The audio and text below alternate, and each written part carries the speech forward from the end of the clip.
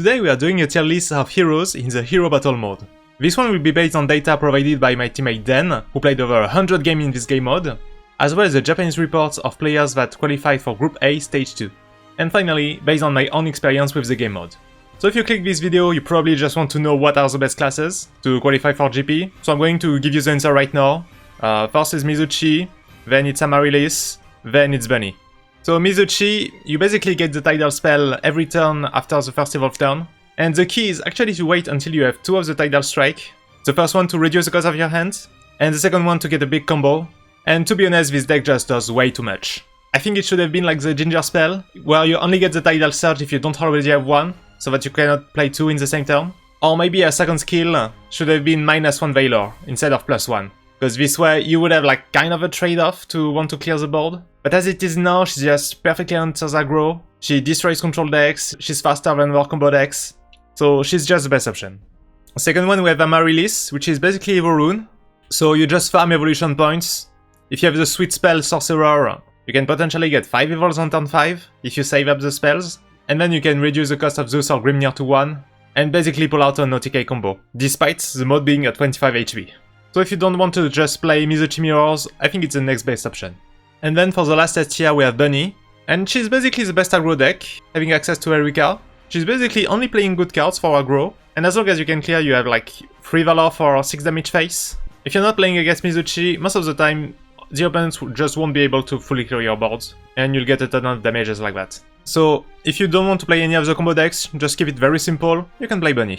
Next up we have the A tier, so decks that have a solid win con and game flow. First one we have Vladika, so you're basically trying to prepare Warden and Tia and use the -7 Valor to OTK. Just be careful that the deck is a bit limited in ways to deal with wards.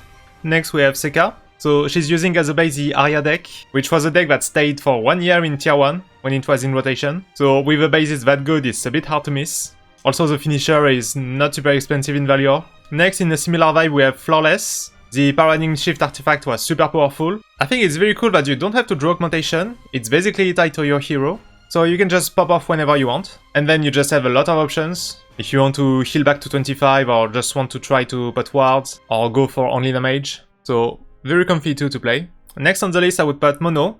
Very fast deck. Basically you speedrun until 5 Valor, you take 1 turn to activate Vengeance, either with Lizelote or a skill, and then you try to push face over 2 turns. She might just be a bit sensitive to people that actually can heal, but you can start pushing on turn 5, so it might surprise some people. Next up we have Itsurugi.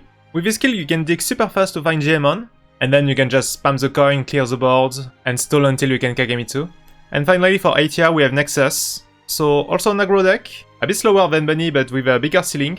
And once you have enough followers destroyed, you can really punish your opponent for playing big followers, because you have the Shadow Counter to instant trade it, and then you can pass down the strength to something like a Storm. Next up for B tier, we have Muskers.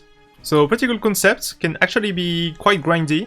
I just think it's a bit sad that it only gets really explosive once you get a Natural Machinus, so it's tied to turn 7, even if you have Goddess to try to ramp when you go second. Next up we have Castel, so even if the -3 cost is very powerful, I think that since the deck is so expensive, it's a bit sad that you actually have to wait 2 turns, and to play 2 Purgation spell, in order for her to be able to make real turns. So fun to play but a bit too slow. Next we have Kagero, so Last Word is a very powerful archetype, but the problem is that the only way to deal real big damage is to stack Ceres, stack his leader skill.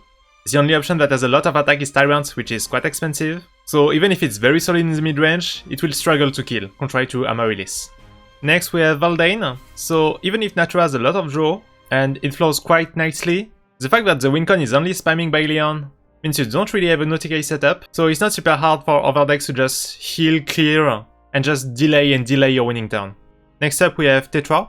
So one problem I have with her skill is that Ladika plus Azure Blast is only 24 damage, so you actually need to draw the Crushing Rain or get some damage in the mid-game if you want to TK from 25. And realistically, you're not activating Ladika until you have Natural Machinus, so once again that means you kinda have to stall until turn 7 to start playing the game. So even if it's explosive, it's a bit slow. Next we have Drak, who's playing Disdain. So it kinda solves the problem of Disdain of having absolutely a combo, so another card to actually damage your own followers, by having it tied to the hero skill. I just think that before you activate his ultimate, he actually struggles to push face and clear the board, he kinda has to choose.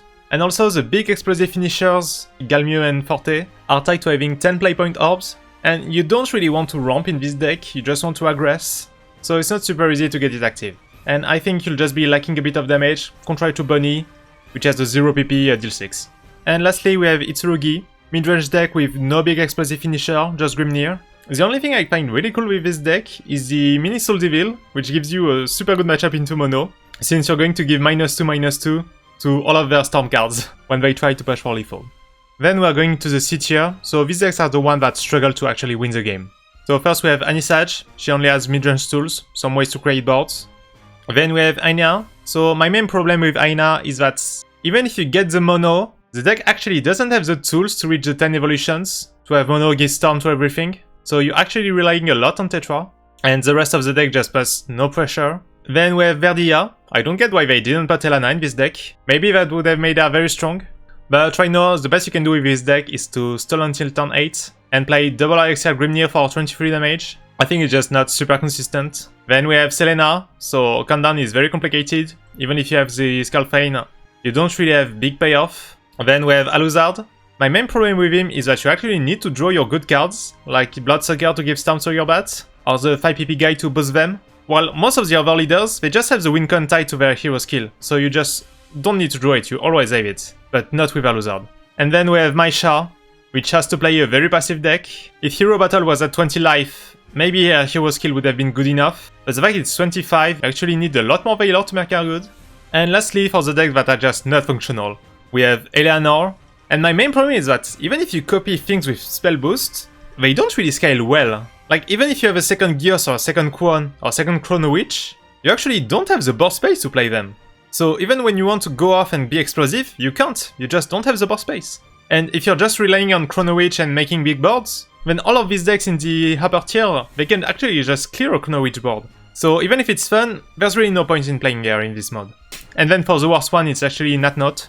So Walfried has always been a terrible deck, and her skill just allows her to make big boards, but once again, no big storm damage, and even summoning an officer from the deck is very random, you don't have a good chance to actually hit the Quick Blader, so she's basically hopeless.